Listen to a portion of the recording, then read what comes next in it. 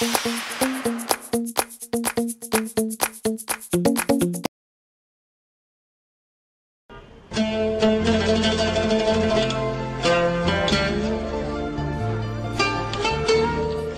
الآن ماذا يقول الشعب الفلسطيني إلى الشعب الجزائري الحبيب.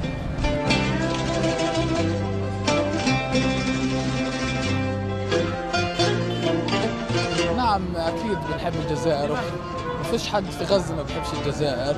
وبعدين يعني وقفت معنا في الحرب الأولى والحرب الثانية والحرب الثالثة، وغير هيك بيكفي إنه يعني إيش ما بيجيها مدخرات خارجية بتتبرع فيها للشعب الفلسطيني. والله أنا بكن لهم كل حب وكل ود، بشكرهم كثير على وقفتهم مع الشعب الفلسطيني. وأنا عندي ابني في الجزائر، عندي أولاد 2 في الجزائر، وبشكروا كثير من معاملتهم للشعب الفلسطيني، معاملة كثير حلوة فوق اللزوم. رسالتي للشعب الجزائري، هذا الشعب العظيم الذي لطالما ضحى من أجل القضية الفلسطينية.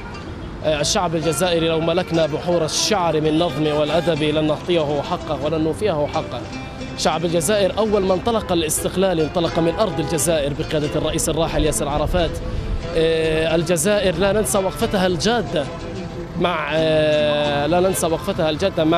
أهلنا في القطاع غزة في خلال الحرب الشعواء. بعث لنا قوافل تصل وما زالت القوافل تصل وتتوافد إلى قطاع غزة.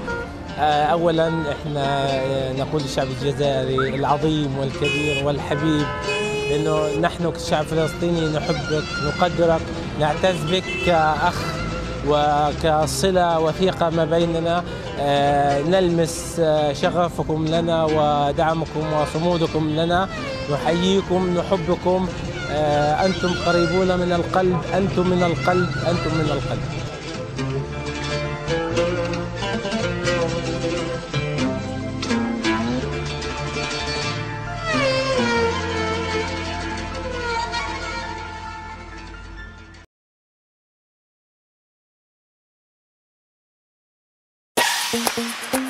Thank you.